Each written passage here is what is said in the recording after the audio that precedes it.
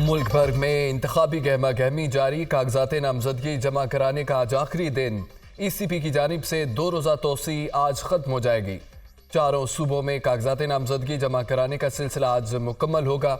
Bilawal Bhutto NA 128 Lahore से election लड़ेंगे। Nawaz Sharif NA 15 मंदसहरा से इंतखाबात में हिस्सा लेंगे। बानी PTI ने मियांवाली के नशिस्त NA 89 से कागजात जमा करा दिए। शहबाज शरीफ ने कसूर के हल्का NA 132 से भी कागजात जमा करा दिए। मरियम नवाज NA 119 और NA 120 लाहौर से इलेक्शन लड़ेंगी। मरियम नवाज और शहबाज शरीफ के खिलाफ सनम जावेद इलेक्शन लड़ेंगी।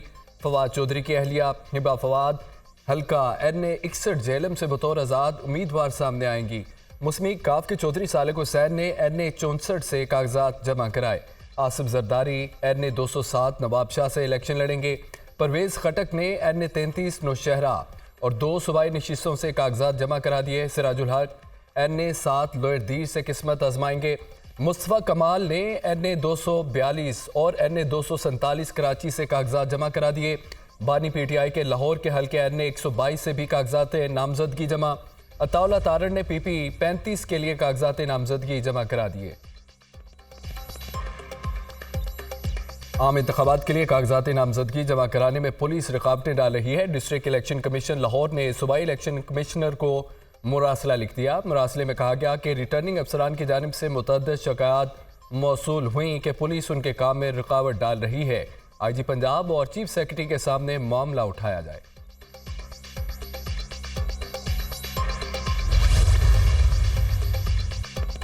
इंतखाबी पर्ची बताएगी अवाम किसे चाहते हैं। इंतखाबी मुआरके के लिए भरपूर तैयारी की जाए। कारकुन घर घर जाकर नवाज शरीफ का पैगाम पहुंचाए। अवाम 4 साल में महंगाई का जुल्म उठाने वालों का सियासी तौर पर सफाया करेंगे। अवाम की ताकत से नून लीग फतह हासिल करेगी। तमाम वादे पूरे करेंगे। सदर नून लीग शहबाज शरीफ की पार्टी रहनुमाओं से गुफ्तगू। आम इंतखाबात की तैयारियों के हवाले से तबादला ख्याल।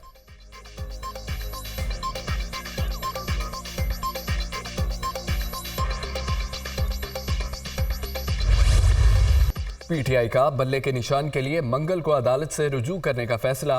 उम्मीद है अदलिया बल्ले का निशान बहाल कर देगी। अभी मुशावरत चल रही है कि फैसले को सुप्रीम कोर्ट में चैलेंज करना है या हाई कोर्ट में। इलेक्शन कमीशन ने ताहाल हमें फैसले की सर्टिफाइड कापियां फराहम नहीं की। एक पार्टी से उसका इंतखाबी निशान वापस लिया जाएगा तो उससे जमहूरियत को नुकसान होगा। इलेक्शन अगर साफ और शफाफ नहीं हुए तो मुल्क में अफरा तफरी फैलेगी। ये सब कुछ PTI को सियासत से बाहर रखने के लिए किया जा रहा है। साइफर केस का ट्रायल भी गैर कानूनी तरीके से चलाया जा रहा है। इस्लामाबाद हाई कोर्ट के अहकामात की खिलाफ वर्जी हो रही है। रहनुमा PTI बैरिस्टर गौहर खान की अडयाला जेल के बाहर मीडिया टॉक।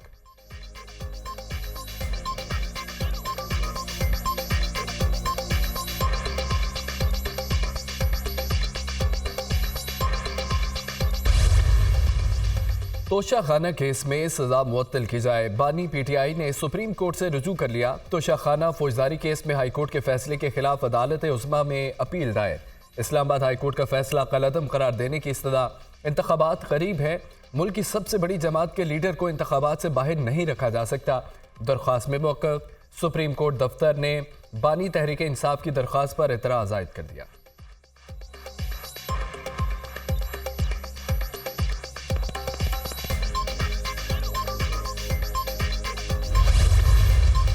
अडयाला जेल में साइफर केस का ओपन ट्रायल। आजम खान और असद मजीद ने बतौर गवाह बयानात कलम बंद कर दिए। सेक्रेटरी वजारत दाखिला आफ्ताब अहमद खान और सेक्रेटरी सुहेल महमूद का बयान भी कलम बंद। जज अबुल असनाद जुल्करनैन ने समाअत की। कमरा अदालत में बानी PTI की अहलिया बहनें शाह महमूद कुरैशी और उनके अहल खाना भी मौजूद रहे। कोर्ट रूम में मीडिया नुमाइंदों ने भी अदालती कार्रवाई देखी। केस की समाअत से मुतालिक किसी को मालूम नहीं था। सुबह 8:30 बजे बताया गया आज कोर्ट लग सकती है। हमारे पहुंचने से पहले ही कार्रवाई शुरू कर दी गई। हमारे वकील भी मौजूद ही थे। समाअत 8 घंटे तक जारी रही। जज साहिब से पूछा गया ये ओपन ट्रायल है। जज साहिब ने कहा यह ओपन ट्रायल नहीं। मेहरबानो कुरैशी की समाअत के बाद गुफ्तगू। सुप्रीम कोर्ट ने तकनीकी बुनियादों पर जमानत दी। ट्रायल पर असर नहीं पड़ेगा। केस में 25 गवाहों के बयानात रिकॉर्ड हो चुके। प्रोसिक्यूटर FIA शाखावर और जुल्फ़िकार नकवी की मीडिया टॉक। केस की आइंदा समाअत मंगल को होगी।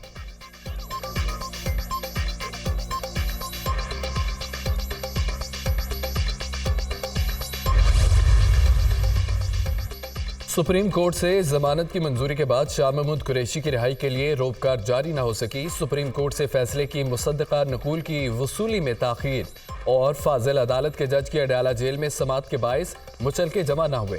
शाह महमूद कुरैशी को कम अज कम मजीद 2 रोज जेल में गुजारना होंगे। कवायद और जवाबत पूरे होने पर मंगल के रोज रोपकार जारी होने का इम्कान।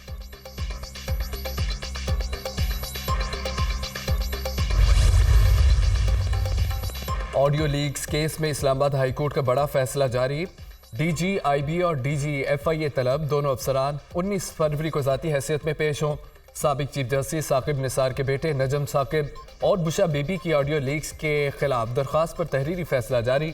अदालत को बताया गया कि ISI के पास सोशल मीडिया पर मालूमात जारी करने के सोर्स के तयन की सलाहियत नहीं। DGIB बताए शहरियों की सर्विलांस कौन कर सकता है? क्या रियासत पाकिस्तान के पास गैर कानूनी सर्विलांस से महफूज रहने की सलाहियत है? इंटेलिजेंस ब्यूरो भी इंक्वायरी करके गैर कानूनी तौर पर ऑडियो लीक करने वाले सोशल मीडिया अकाउंट्स और शेयर करने वालों का तयन करे और रिपोर्ट जमा कराए। हुक्मनामे का मतन।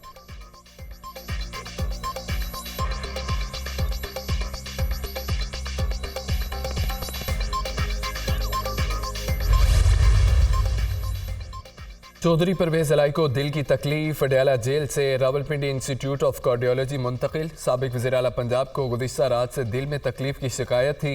इंस्टीट्यूट ऑफ कार्डियोलॉजी में डॉक्टर्स ने तफसीली चेकअप किया और अद्वियात दी। हुक्काम ने वापस जेल मुंतकिल। गुजरात में हल्का NH64 से मेरे कागजात जमा नहीं होने दिए गए। रिटर्निंग अफसरान के दफ्तर में मेरे हाथों से कागजात छीने गए। मैं आज़ाद हैसियत से इलेक्शन लड़ने गई हूँ, फिर भी इतना खौफ क्यों है? हाई कोर्ट के हुक्म के बावजूद चौधरी परवेज इलाही, मोनस इलाही और मेरे कागजात वसूल नहीं किए गए। चौधरी परवेज इलाही की अहलिया कैसरा इलाही की मीडिया टॉक।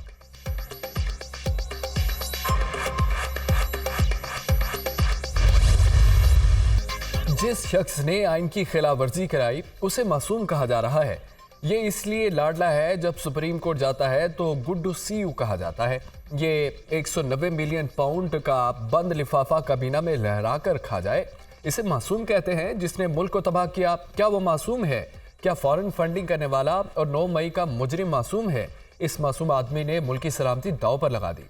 रहनुमा नून लीग मरियम औरंगजेब की बानी PTI पर लफ्जी गोलाबारी।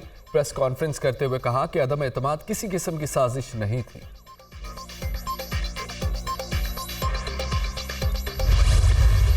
साइफर ड्रामे से मुल्क को नाकाबिले तलाफी नुकसान पहुंचा। बानी PTI ने जानबूझकर साइफर को सियासी रंग दिया।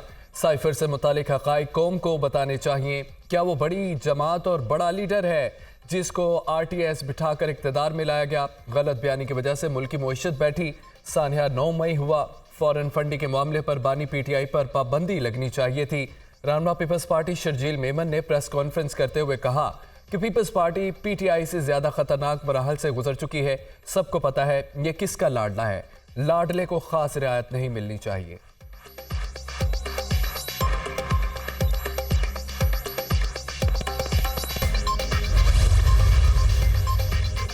साबिक रुकन कौमी असम्बली नूर आलम खान जमीयत उलमा इस्लाम में शामिल मौलाना फजल रहमान की कायदाना सलाहियतों पर एतमाद है। वो जो कहते हैं सच साबित होता है। 9 मई के वाक़यात काबिल शर्म है। मैंने हमेशा पाकिस्तान की तरक्की और खुशहाली के लिए आवाज़ उठाई। नूर आलम खान की मौलाना अताउर रहमान के साथ न्यूज़ कॉन्फ्रेंस।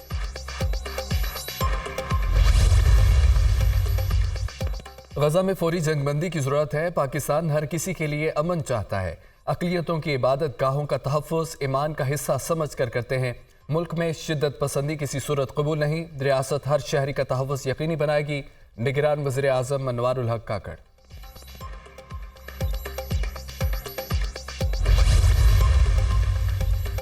पन बिजली की पैदावार में कमी। मौसम सरमा में भी बिजली की लोड शेडिंग शुरू। बिजली की तकसीम कार कंपनियों ने लोड शेडिंग का शेड्यूल जारी कर दिया। रोजाना 6 घंटे लोड शेडिंग करने की हिदायत। बिजली का शॉर्टफॉल 4000 मेगावाट है। दरियाओं में पानी की कमी और बल्द सफाई की वजह से पन बिजली की पैदावार में 90% तक कमी आई।